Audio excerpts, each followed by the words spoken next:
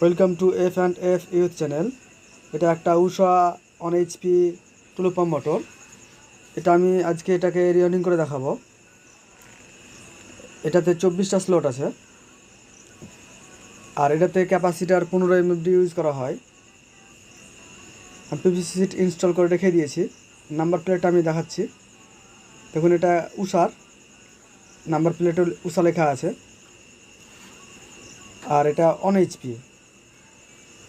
এটাকে আমি ওয়েল্ডিং করব। আর এই দিকটা হলো পেছন, যেহেতু হুল আছে। আর এরকম ধরনের আপনাদের মোল্ড প্লাস্টিক নিতে হবে। আমি দেখাচ্ছি। এটা ভালো করে আগে দেখিনি আপনাদের এই কোডটা। এগুলো একটু পরিষ্কার করে নিতে হবে যেন ম্যাগনেটটা ঠিকঠাক হয়। আর যদি পরিষ্কার না করা থাকে তাহলে ম্যাগনেটটা ঠিকঠাক হবে না।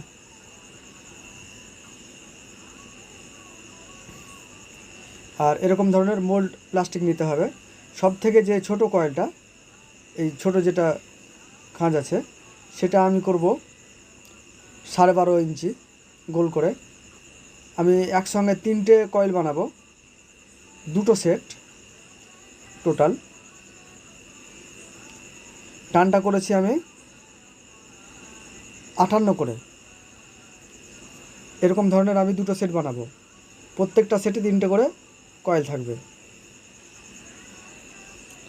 এটাকে আমি করব কি, 6টার মধ্যে স্লট বাদ দিয়ে দেব। 1 থেকে 8-এ করব, 1 থেকে 10-এ এবং 1 থেকে 12-তে। আমি স্কিপ করে নেব, তার কারণ ভিডিওটা অনেক লম্বা হয়ে যাবে, তাই আমি স্কিপ করে নেব। সব থেকে যে ছোটো কয়েল, সেটা করব আমি 1 থেকে 8-এ। আর তার থেকে একটু বড় যেটা, সেটা করব 1 থেকে 10-এ। আর তার থেকে বড়টা করব 1 থেকে 12-তে। আর এটা দেখতে হবে কানেকশানটা যেন এ মাথা ও মাথা হয়, এক মাথা থেকে না বেরোয়। আমি ভরে নিয়েছি, মধ্যে 6টা স্লট বাদ দিয়েছি। এবার মোটরটিকে আমি উল্টে দেব।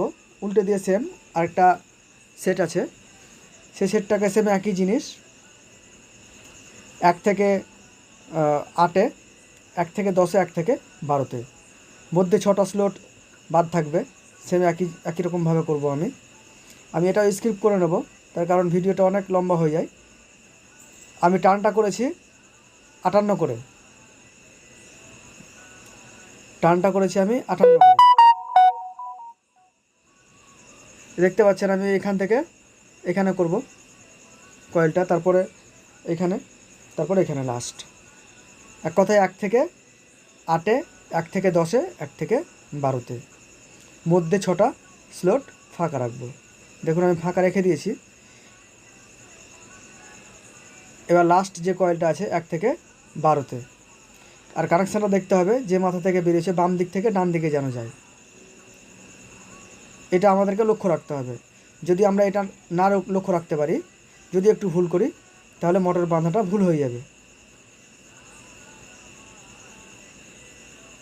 এক কথায় যেদিক থেকে বেরিয়েছে প্রথম যে ছোট কয়েলের লুপটা, তার বিপরীত থেকে বেরোবে বড় কয়েলের লুপটা।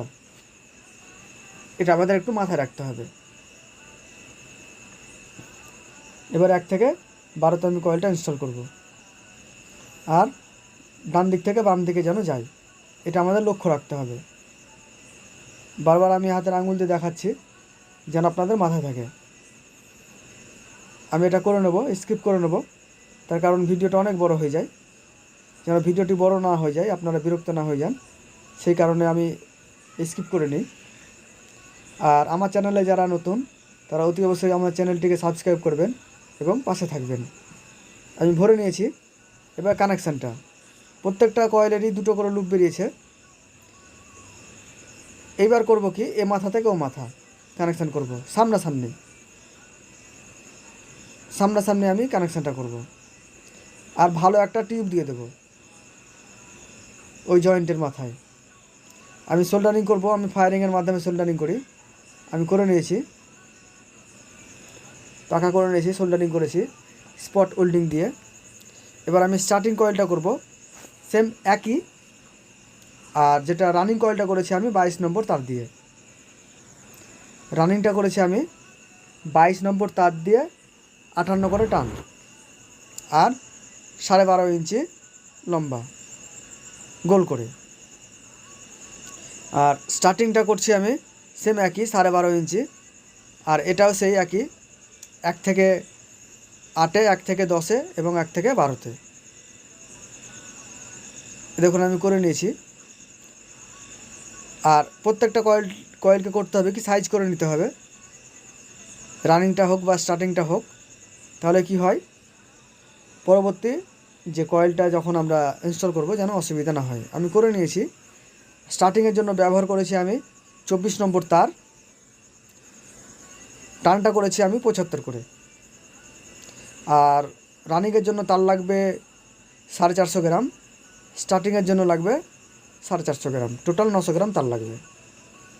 এবার আমি কানেকশানটা সেম একই, আমাকে দেখে নিতে হবে কোথা থেকে আমি স্টার্ট করেছি, যেন স্টার্ট কয়েলটা যে লুপ সেটা এক ঘাট এগিয়ে থাকে, আর বাকি কানেকশানটা সামনাসামনি হবে, এটা আমাকে ধরে নিতে হবে। আমি টোটাল 4টে লুপ বার করব। রানিং কয়েলের জন্য একরকম তারটা ব্যবহার করব এবং স্টার্টিং কয়েলের জন্য আরেক রকম তার ব্যবহার করব।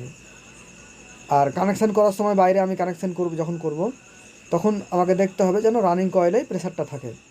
যদি রানিং কয়েলে প্রেসারটা না থাকে তাহলে হবে কি কয়েলটা পুড়ে যাবে, তাই সেদিকে একটু লক্ষ্য রাখতে হবে। হয়ে গেছে, যেন রানিং কয়েল থেকে স্টার্টিং কয়েলটা এগিয়ে থাকে। আর কানেকশানটা কি এ মাথা করব।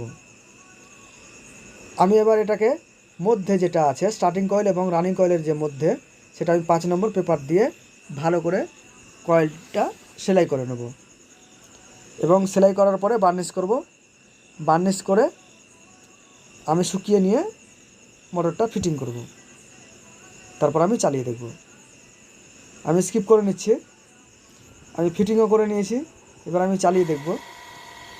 দেখুন আমি চালিয়ে দেখছি, বেশ ভালোই চলছে। আর পাকটা যেন ডান দিক থেকে ঘোরে, আমি দেখে দিচ্ছি। দেখুন ডান দিক থেকে এরকম ডান দিকেই যেন ঘোরে। যদি ডান দিকে না হয় তাহলে জলটা উঠবে না, এই ডান দিকেই যেন হয়। আমার ভিডিওটা দেখার জন্য ধন্যবাদ। সকলে সুস্থ থাকবেন, ভালো থাকবেন এবং বন্ধুদের মাঝে শেয়ার করবেন।